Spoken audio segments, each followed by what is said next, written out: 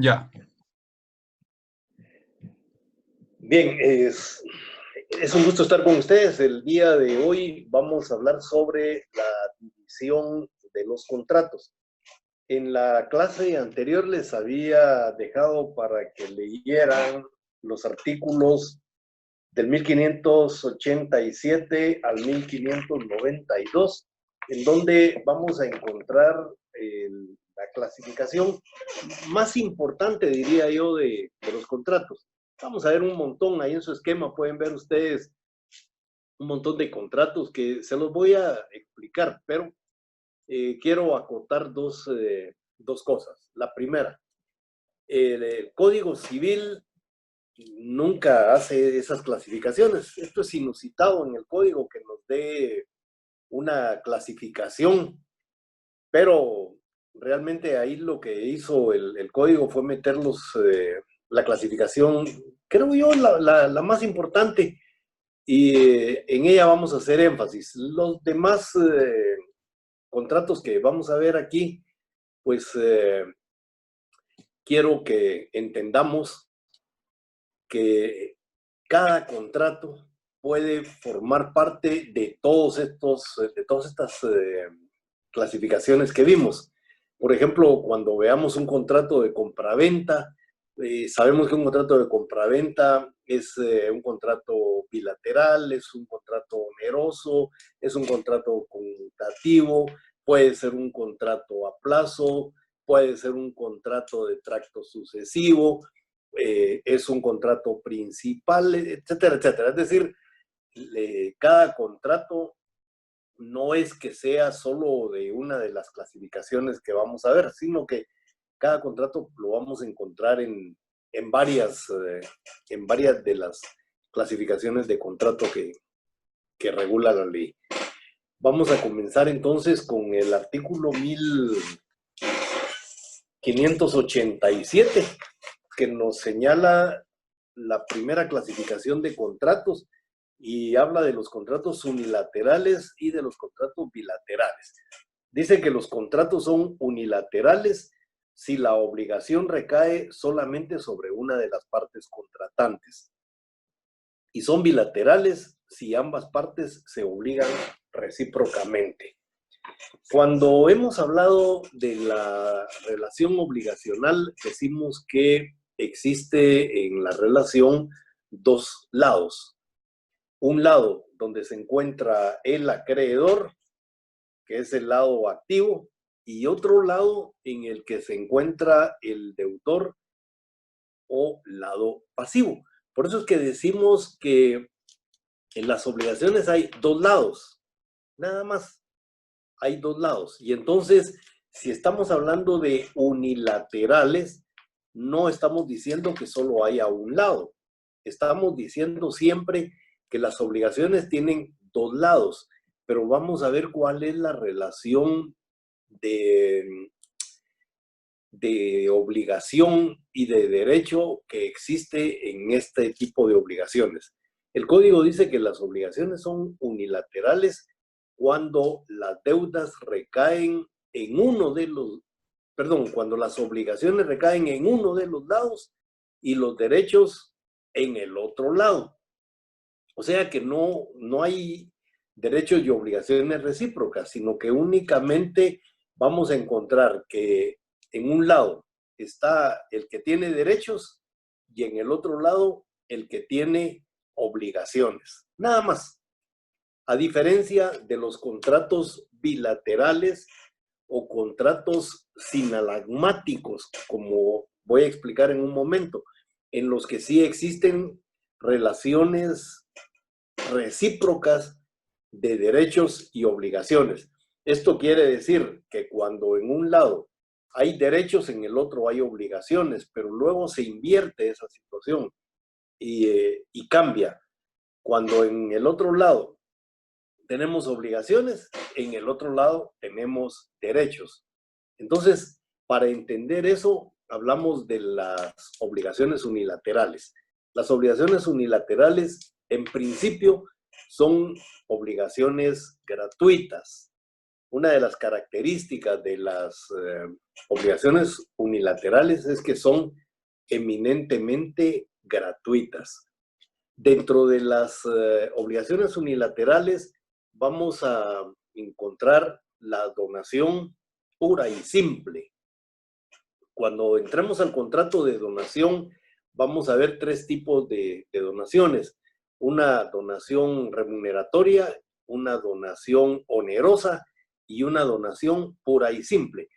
Cuando estamos hablando de la donación pura y simple, estamos hablando de que se trata de una obligación unilateral. Y entonces los contratos que son como estos, donde los derechos están de un lado y las obligaciones del otro, vamos a conocerlos nosotros como unilaterales. ¿Y cuál es la unilateralidad del contrato de donación? En el contrato de donación, una persona regala algo a cambio de nada. Es decir, la persona que regala o que ofrece regalar se obliga a cumplir con esa obligación y la otra persona solo recibe. No tiene que dar ninguna contraprestación para poder cumplir con la obligación. Sencillamente, lo que vamos a encontrar nosotros allí es una relación obligacional gratuita, porque no hay contraprestación. Luego tenemos el depósito. El depósito puede ser oneroso o puede ser gratuito. Cuando nosotros depositamos algo y pagamos por el tiempo que nos van a tener el objeto que nosotros estamos dejando en depósito, ese es un depósito oneroso. Pero hay depósitos gratuitos, como cuando una persona le pide al amigo el poder dejar su vehículo en su garage mientras él sale de viaje. Ese depósito, si no se va a pagar por él, entonces estamos en presencia de un depósito gratuito. Yo he considerado siempre que los contratos que se realizan en los parqueos es un contrato de depósito, pero es un depósito oneroso, porque nosotros dejamos ahí nuestro vehículo, pero pagamos por el poder dejar el vehículo en esos lugares. Pero cuando lo dejamos en algún lugar donde no nos cobran absolutamente nada, ese es un depósito gratuito. Y no solo vehículos, cualquier bien. El mandato gratuito. Vamos a ver más adelante, cuando hablemos de los contratos, que el contrato de mandato es, por regla general, un contrato oneroso. Es decir, hay que pagar al mandatario para que pueda cumplir con las obligaciones y con los derechos que a nosotros nos correspondería. Entonces, cuando usamos a una persona para que esta persona nos represente, para que esta persona pueda cumplir con esos derechos o ejercitar los mismos o cumplir algunas obligaciones, tenemos que pagarle. Pero vamos a ver que en el contrato de mandato esta situación cambia cuando el mandatario renuncia a la onerosidad del contrato y entonces el contrato se convierte en un contrato gratuito. Cuando el mandatario acepta realizar el mandato gratuitamente, estamos en presencia de un contrato unilateral. Luego tenemos la fianza gratuita. La fianza, nosotros vamos a ver una fianza onerosa, una fianza gratuita. La onerosa, sabemos nosotros que vamos a pagar. Cuando las personas que ejercen alguna profesión son contratadas en el gobierno, por ejemplo, para poder ser contratados tienen que pagar una fianza. El pagar una fianza implica una onerosidad. Es decir, algunos bancos del sistema venden fianzas. ¿Y en qué consiste eso? En que una persona paga por una fianza y en el momento que se diera el incumplimiento, el banco se hace cargo de pagar por ese incumplimiento, por los daños, por los perjuicios, por el incumplimiento anormal. Es decir, el banco se va a hacer cargo, o la aseguradora de ese banco se va a hacer cargo de pagar, pero esa fianza se ha comprado. Es decir, el trabajador, la persona que va a ejercer una profesión a la que le exigen una fianza, paga por ella. Pero hay otras fianzas donde no, las fianzas normales, donde hay personas que son nuestros fiadores y que no nos cobran absolutamente nada por serlo. Ya son contratos de confianza. Esas fianzas son gratuitas, es decir, no pagamos por ellas. Entonces, estamos en presencia ahí de un contrato gratuito. El comodato es otro contrato gratuito que vamos a ver también en su momento, en donde se presta un bien que no sea dinero y que no sea fungible. Es decir, se va a prestar un bien que no desaparece con el uso. Y entonces ese contrato es gratuito, como cuando ustedes le prestan el carro a un amigo, no le cobran ni un centavo. Ese es un contrato de comodato, están prestando un bien que no desaparece con el uso, es decir, un bien que se usa y se devuelve, pero que no se cobra por él. Si ustedes prestaran, no prestaran, si ustedes dieran su vehículo a un amigo, a una persona, y le cobran por el uso del vehículo, ya no es un contrato gratuito, será un contrato oneroso y tampoco será un comodato, sino que será un arrendamiento.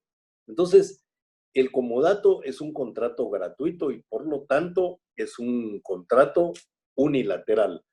Las cargas están de un lado y los derechos están del otro lado.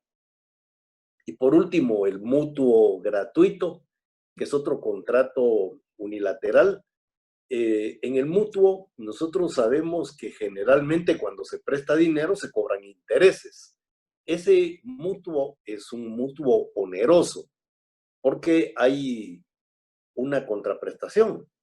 Es decir, la persona que recibe el dinero tiene que devolverlo más otra cantidad que se ha pactado.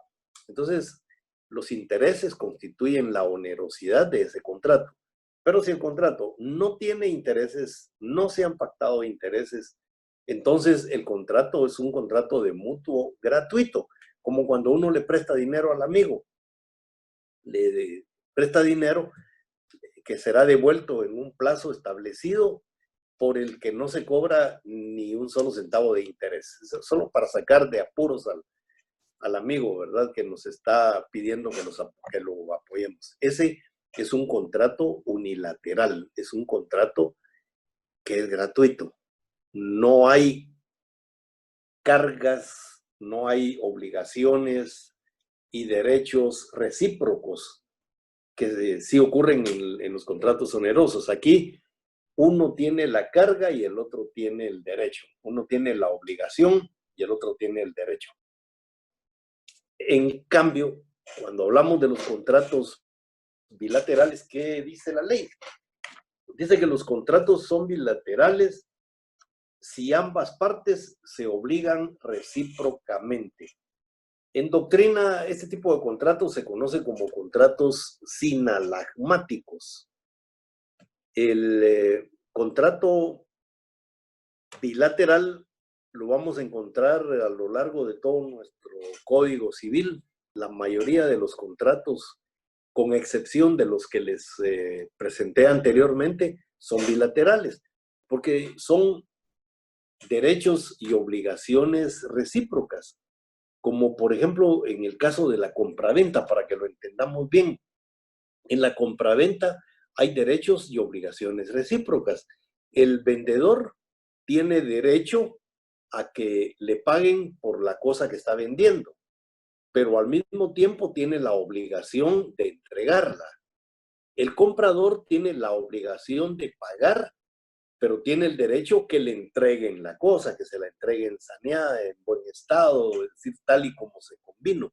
Entonces vemos que ahí sí hay derechos y obligaciones que son recíprocos. Cuando uno tiene derecho, el otro tiene obligación y viceversa.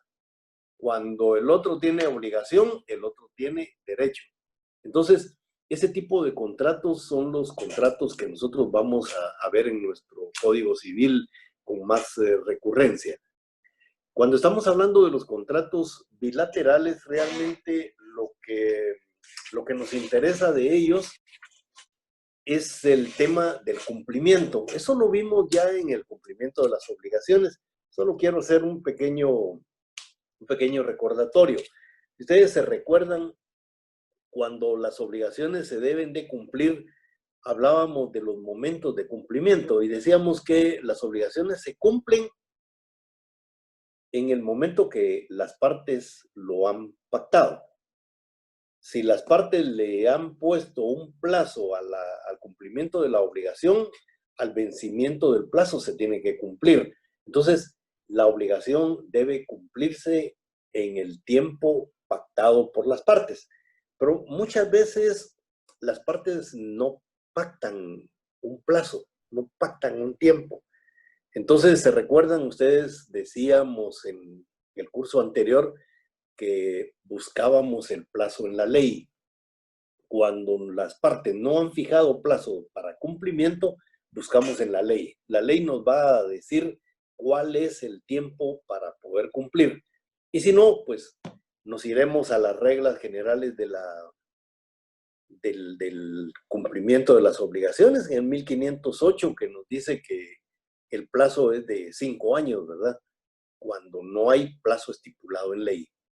Y si no hay plazo estipulado en ley, podemos usar la costumbre. Vimos que en el artículo 2 de la ley del organismo judicial establecía claramente que la costumbre o el uso de un lugar se puede utilizar cuando no existe una ley. Y si no tenemos plazo, si en la ley no existe plazo, si no hay una costumbre específica, un uso específico, entonces el cumplimiento es inmediato. Se debe cumplir inmediatamente. El cumplimiento, entonces, decíamos, debe ser simultáneo. Cumple uno y cumple el otro. Pero muchas veces ocurre que las personas no cumplen en el plazo que se ha establecido, no cumplen en el plazo que diga la ley, o no cumplen como lo dice la costumbre, y tampoco cumplen simultáneamente. Entonces, una de las personas puede demandar a la otra, pero si ninguno de los dos ha cumplido, entonces la persona que ha sido demandada, ¿cómo se defiende? Decíamos en el curso anterior que planteando una excepción, que se recuerdan ustedes, hablábamos de la excepción de contrato no cumplido. Esa excepción de contrato no cumplido lo encontramos en el artículo 116, numeral 7 del Código Procesal Civil y Mercantil. Pero también se daba otra figura en el cumplimiento. Si ustedes recuerdan, hablábamos de la mora y hablábamos que muchas veces ambos contratantes están en mora y entonces si uno demanda al otro por mora, el otro se defiende interponiendo lo que conocemos como la excepción de la mora. Eso está regulado en el artículo 1432 del Código Civil. Eso lo leen ustedes. Eso solo estaba haciendo un recordatorio de algo que ustedes ya saben, porque es importante. Les decía yo a ustedes que después de esta clase vamos a entrar precisamente a la ineficacia de los contratos.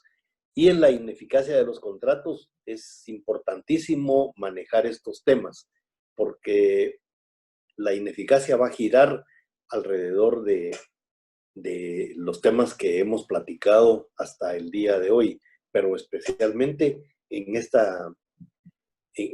tema que es el cumplimiento cumplimiento de las obligaciones. Cuando las obligaciones se cumplen, no hay ningún problema. Ahí no hay razón de que existan los abogados. El problema se da con el incumplimiento. Y es a partir del incumplimiento en donde los abogados ya entramos a batear, donde los abogados tenemos que ver cómo se resuelven esos problemas. El incumplimiento nos va a traer dos acciones que también lo veíamos en el incumplimiento de las obligaciones en el curso pasado, que eran la ejecución forzosa o la resolución o rescisión de un contrato. Eso lo veremos en la próxima clase. ¿En qué consiste la resolución y la rescisión? Que son algunas de las instituciones que vuelven ineficaz un contrato, junto con la nulidad y con otras que vamos a ver en su momento. Luego tenemos dentro de los contratos consensuales. Bueno, de los contratos consensuales ya hemos platicado bastante. En el artículo 1518, ustedes recordarán, dice el artículo que los contratos en Guatemala, en nuestro derecho civil, se perfeccionan por el simple consentimiento. Y es porque nosotros hemos hablado ya en las clases anteriores que el contrato nace precisamente con el acuerdo de voluntades. Cuando dos personas se ponen de acuerdo, cuando dos personas dan su consentimiento, nace a la vida jurídica el contrato. Y por eso es que el contrato es un contrato consensual. Basta el consentimiento para que el contrato sea perfecto. Pero luego el artículo 1518 nos establece que hay algunos otros contratos que no nacen a la vida jurídica solo por el consentimiento. Y entonces ustedes se recuerdan que ahí hablábamos de los contratos reales. Les decía yo a ustedes que un contrato real es el contrato que además del consentimiento de las partes requiere la entrega de la cosa. Si no hay entrega de la cosa, el contrato no nace a la vida jurídica. Y veíamos ahí en el esquema, yo leo en mi esquema que tengo a mano porque ya no me da la vista para leer hasta allá. Dentro de los contratos reales tenemos el mutuo, el comodato y el depósito. ¿Por qué esos contratos? En el tema del mutuo, cuando se celebra ese contrato, tiene que haber entrega del dinero mutuado o de la cosa mutuada. Si yo les pido a ustedes que me presten una cantidad de dinero, ese contrato nace a la vida jurídica en el momento que recibo el dinero. Si no me entregan el dinero, ese contrato no puede nacer a la vida jurídica, aunque exista consensualismo, aunque la persona a la que le estoy prestando me diga que sí me lo presta y en las condiciones que quiera, con los intereses que quiera, pero no me lo da. Y entonces imagínense que le pido 1,000 quetzales para pagarle dentro de una semana y con intereses del, qué sé yo, del 10%. En una semana viene a cobrarme ese dinero, que le devuelva el dinero y que le devuelva, es decir, que le pague los intereses. Pero ¿qué dinero le voy a devolver si no me lo dio? Entonces, para que nazca la vida jurídica, ese contrato tiene que haber entrega del capital si se trata de dinero o de los bienes si se trata, como dice la ley, lo vamos a ver en el contrato cuando lleguemos ahí, en bienes fungibles. Aquí sí estamos hablando de bienes que desaparecen con el uso. Si me dan un quintal de frijol, es para consumirlo. Lo voy a consumir y posteriormente lo voy a devolver. Entonces, ahí sí estamos hablando de un bien que desaparece con el uso. Ese sí se puede mutuar, pero tiene que haber entrega del mismo. En el otro caso tenemos también el tema del comodato. Ya dijimos que El comodato, a diferencia del mutuo, en el comodato vamos a ver que es un contrato en el que se presta gratuitamente un bien, pero ese bien, dice la ley, tiene que ser un bien no fungible o un semoviente. Es decir, si yo presto mi caballo, pues me lo tienen que devolver. Si yo presto mi carro, me lo tienen que devolver. Es decir, ni el carro ni el caballo van a desaparecer por el uso.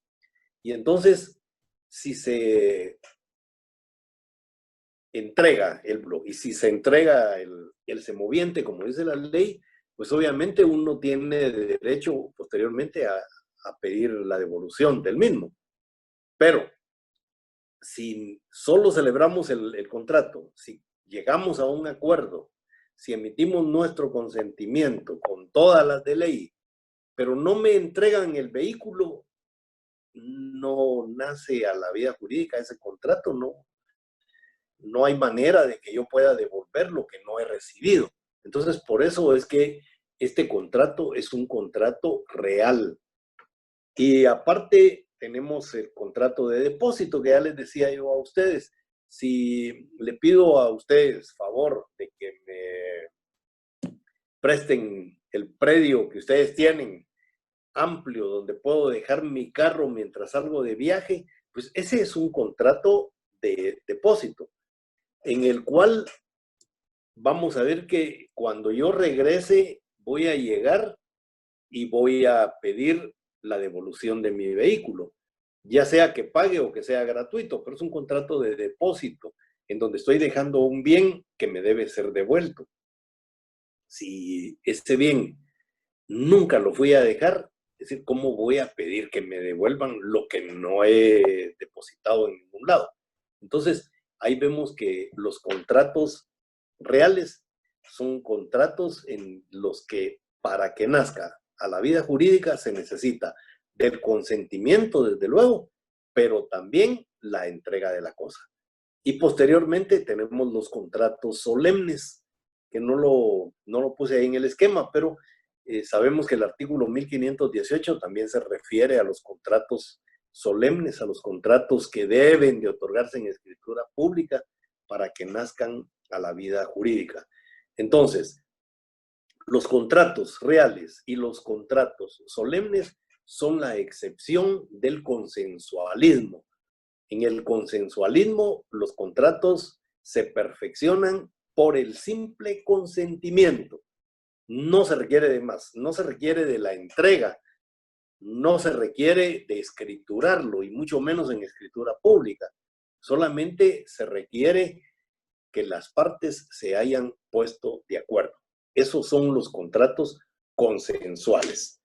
Luego, en el esquema tenemos el contrato principal y el contrato accesorio.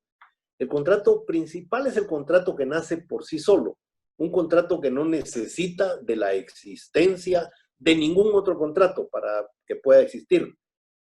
La, Casi la totalidad de los contratos que están en el Código Civil son contratos principales. Veamos un ejemplo, la compraventa. La compraventa no requiere de otro contrato para nacer a la vida jurídica, es decir, la compraventa nace por ella misma. No se necesita ningún otro contrato para que exista compraventa.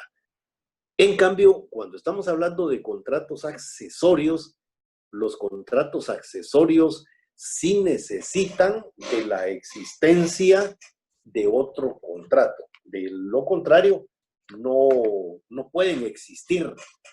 Lo accesorio, recuérdense, siempre sigue la suerte de lo principal.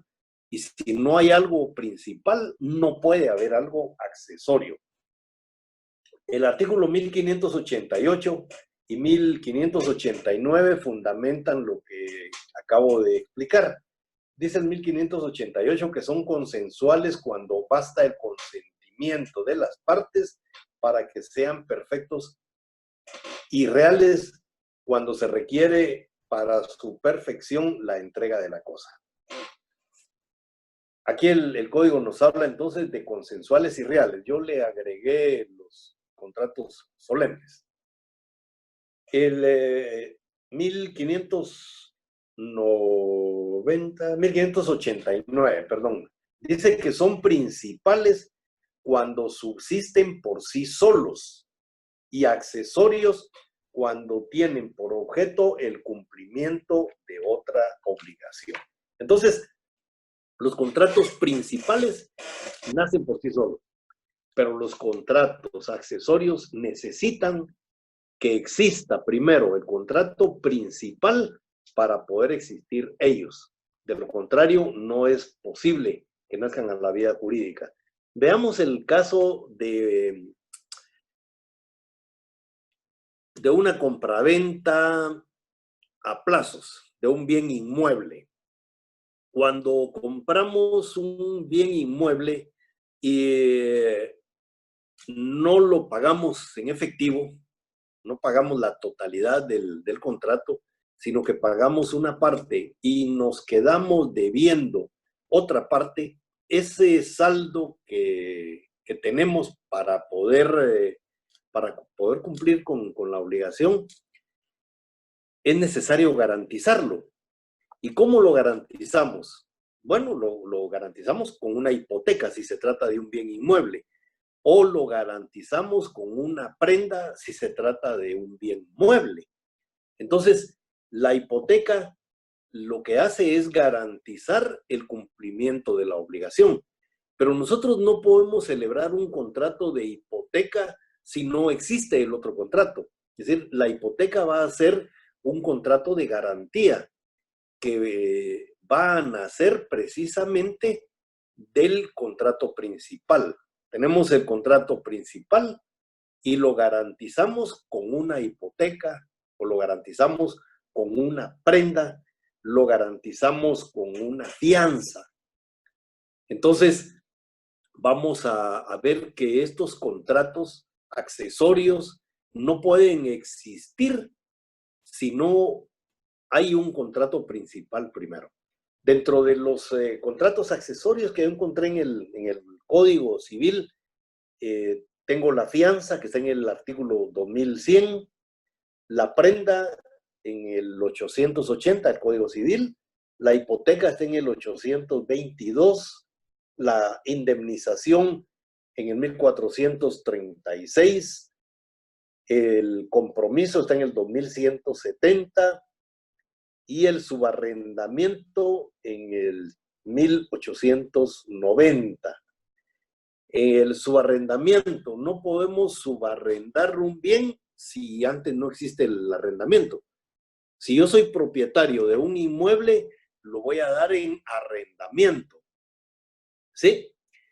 Y el arrendatario, si se lo he facultado, si se lo he permitido, puede subarrendarlo, pero antes de poder subarrendar, tiene que existir el arrendamiento. Entonces, los contratos accesorios existen sí y solo sí hay un contrato principal, a diferencia del principal, que ese no necesita de ningún contrato para nacer a la vida jurídica. Luego, el siguiente artículo nos habla de los contratos onerosos. En el esquema tenemos este orden.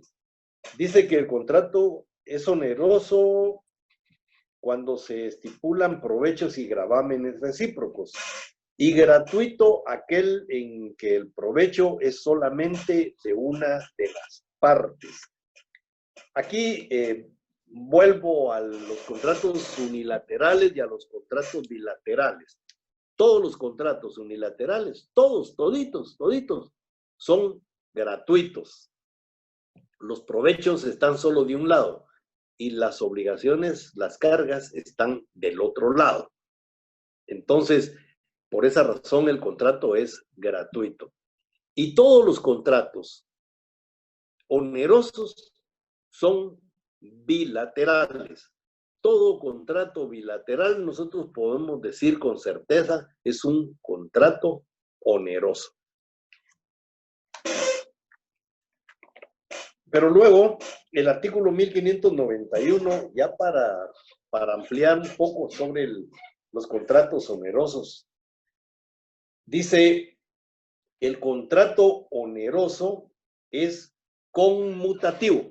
Miren, algunos códigos dice comunicativo. Lo corrigen si ustedes tienen un código con ese error, por favor. Es conmutativo. Cuando las prestaciones que se deben las partes son ciertas desde que se celebra el contrato, de tal suerte que ellas pueden apreciar inmediatamente el beneficio o la pérdida que les cause este. En el contrato de compraventa, que es un contrato conmutativo, vamos nosotros a darnos cuenta inmediatamente cuáles son los provechos o cuáles son los daños que podríamos tener en la celebración de ese negocio. Desde el momento que vamos a celebrar el contrato de compraventa, sabemos cuáles son nuestros provechos, sabemos cuáles son nuestras cargas, que es lo que dice el artículo 1591. Cuando las prestaciones que se deben las partes son ciertas desde que se celebra el contrato, de tal suerte que ellas pueden apreciar inmediatamente el beneficio o la pérdida que les cause este. Cuando un contrato, la prestación es cierta, es decir, que existe, que está determinada, nosotros inmediatamente podemos saber cuáles son los provechos y cuáles son las cargas que vamos a tener si celebramos ese negocio. Pero luego dice también el artículo 1591 que los contratos pueden ser aleatorios. Lo voy a leer primero y luego explico lo de aleatorio.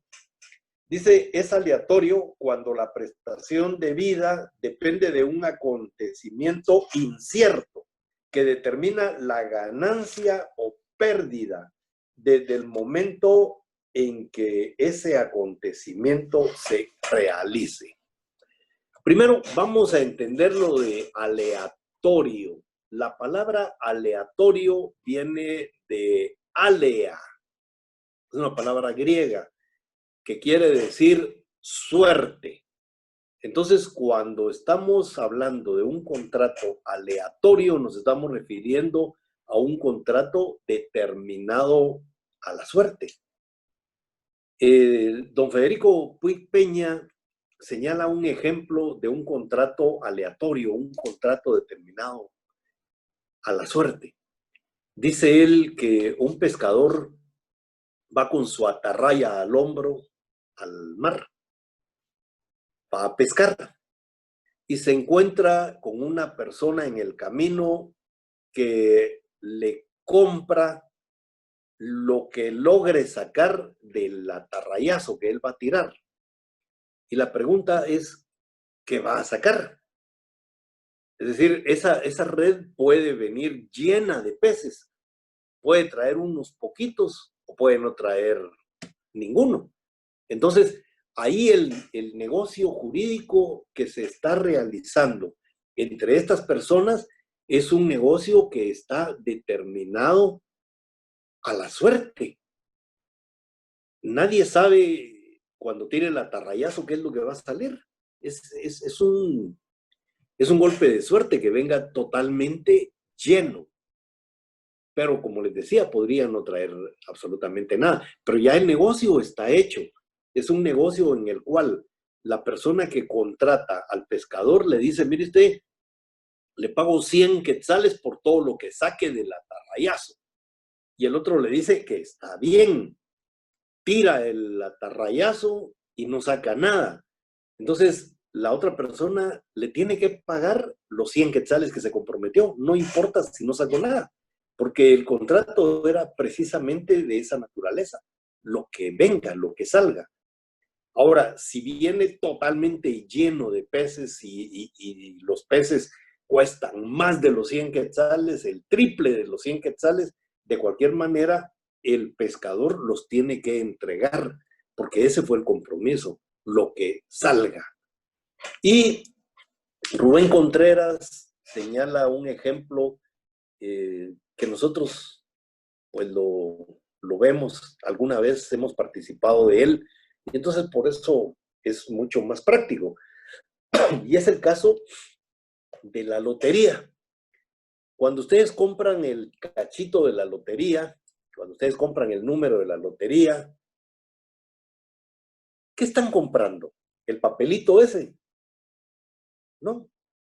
Están comprando una esperanza incierta. Ninguno sabe si se va a ganar o no la lotería.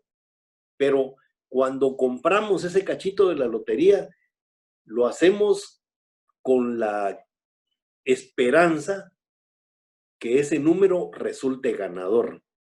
Ese contrato lo estamos determinando a la suerte. Es un contrato que no podemos nosotros establecer si efectivamente va a haber o no va a haber premio. De repente no hay ni reintegro siquiera, ¿verdad? Entonces, ese es un contrato aleatorio. Todos los contratos en los que la suerte sea determinante es un contrato aleatorio. Vamos a ver más adelante la diferencia que existe entre los contratos aleatorios y los contratos indeterminados. Cuando hablamos de contratos indeterminados, estamos hablando de aquellos contratos a futuro que aún no existen, pero que sabemos que van a existir. Y entonces mencionaba en la clase anterior, en el curso anterior, por ejemplo, el tema de las cosechas de café. Nosotros podemos vender una cosecha de café, pero esa cosecha de café ni es cierta ni determinada. Aún no existe y tampoco está determinada. Pero decía que es determinable, ¿se recuerdan? ¿Por qué determinable? Porque nosotros sabemos, y si no sabemos, vamos a Anacafé y preguntamos qué producción va a tener este año un terreno que se encuentra en determinado lugar, que sus características son determinadas, eh, el, la extensión territorial, es decir, con todos esos datos que nosotros tenemos, el tipo de café, los expertos nos pueden decir cuánta cantidad de sacos de pergamino o de oro nos va a dar una cosecha. Y entonces nosotros vamos a poder establecer no solo la cantidad, sino la calidad, el precio en el que se va a poder negociar a futuro. Entonces, cuando estamos hablando de contratos a futuro, no estamos hablando de contratos aleatorios, porque un contrato a futuro es un contrato que tiene como base, por lo menos, la existencia de algo. En cambio, en un contrato aleatorio, ahí sí está determinado a la pura suerte.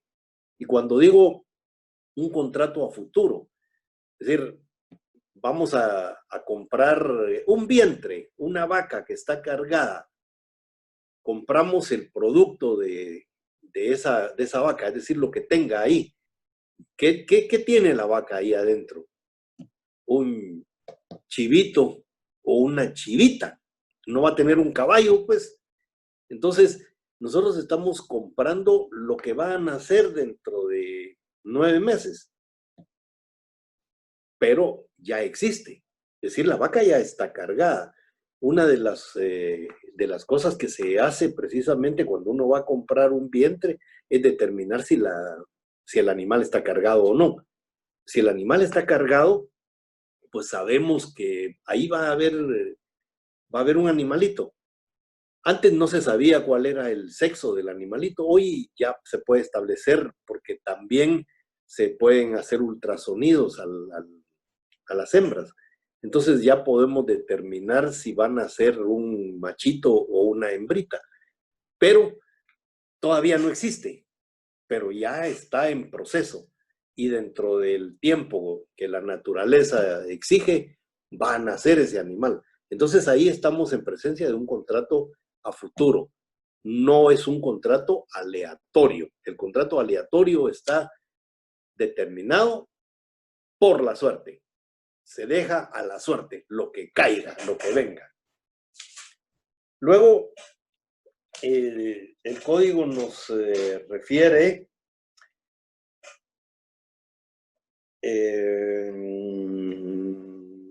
al artículo 1592 que nos habla de los contratos condicionales. Vale. Cuando estamos hablando de contratos condicionales, son contratos que están determinados por una condición. Y ustedes recordarán cuando vimos las obligaciones condicionales, vimos que había dos tipos de condiciones, la condición suspensiva y la condición resolutoria. De eso no vamos a hablar mucho, ustedes ya saben más que yo sobre ese tema, pero las obligaciones condicionales, decíamos, son obligaciones que están determinadas por el acaecimiento de un acontecimiento futuro e incierto o pasado, pero ignorado por las partes. Si esa condición se cumple, nacen a la vida jurídica los derechos y las obligaciones. Si esa condición no se cumple, no nacen a la vida jurídica derechos y obligaciones, porque los derechos y las obligaciones están determinados precisamente al cumplimiento de esa condición. Y en el caso de los contratos, que en este caso van a tener una condición resolutoria, son aquellos contratos que desde el momento que se celebran, nacen los derechos y las obligaciones, pero estos derechos y obligaciones terminan cuando la condición aparece, cuando la condición ocurre. Y entonces yo les había puesto uno de los ejemplos sencillos que era el de la beca. La Universidad de San Carlos da beca a sus estudiantes, que sean estudiantes que tengan un promedio que, que el mismo reglamento de becas establece y que sean de escasos recursos. Entonces, si se dan esas dos situaciones en una persona, le dan su beca. Y la condición que se pone es que la universidad va a pagar los estudios de esta persona durante toda la carrera, pero si esta persona baja de su promedio, entonces la beca se termina. La condición resolutoria aquí es bajar del promedio o perder una clase. Entonces, si el estudiante mantiene su promedio, la universidad le paga hasta que finalice su carrera. Si el estudiante baja su promedio, fíjense que no es solo perder una clase, es bajar el promedio. Porque el estudiante puede ganar sus clases, pero si no están dentro del promedio establecido, entonces pierde la beca. Ahí la condición resolutoria le pone fin a los derechos y las obligaciones que anteriormente se habían pactado. Y luego hay toda otra clasificación de contratos que no los regula esa división de contratos que tenemos en el Código Civil, pero que son importantes. Y entonces voy a leerlos aquí en mi esquema. Ustedes van conmigo, por favor.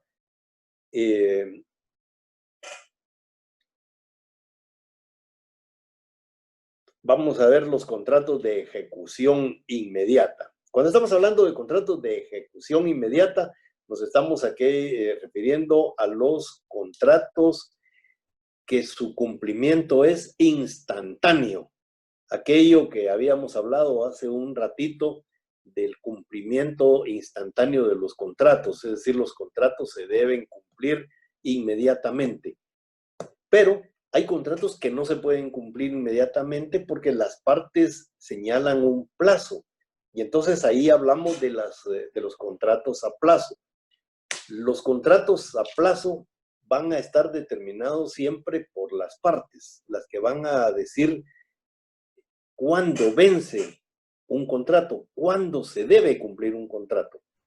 Y si no, que era lo que decíamos, si las partes no han fijado un plazo, se busca en la ley. Si la ley no regula nada, se buscan las costumbres y la costumbre no regula nada, entonces el cumplimiento es inmediato. Entonces, cuando las partes fijan un plazo, el contrato vence y se debe cumplir en el momento mismo en el que el contrato se torna líquido y exigible, es decir, en el momento que vence el plazo. Bien, tenemos también los contratos de libre discusión. Cuando estamos hablando de los contratos de libre discusión, estamos hablando de los contratos en los que las partes pueden hablar libremente, pueden pactar las condiciones, los plazos, las modalidades, etcétera, etcétera.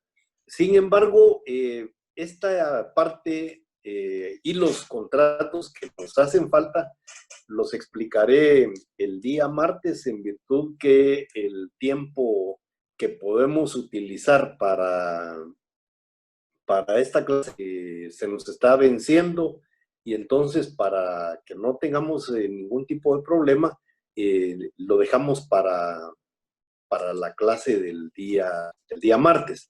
Y así podemos utilizar el espacio restante para la resolución de las dudas que ustedes puedan tener. Así que en unos 5 minutos vuelvo con ustedes y comenzamos a resolver dudas.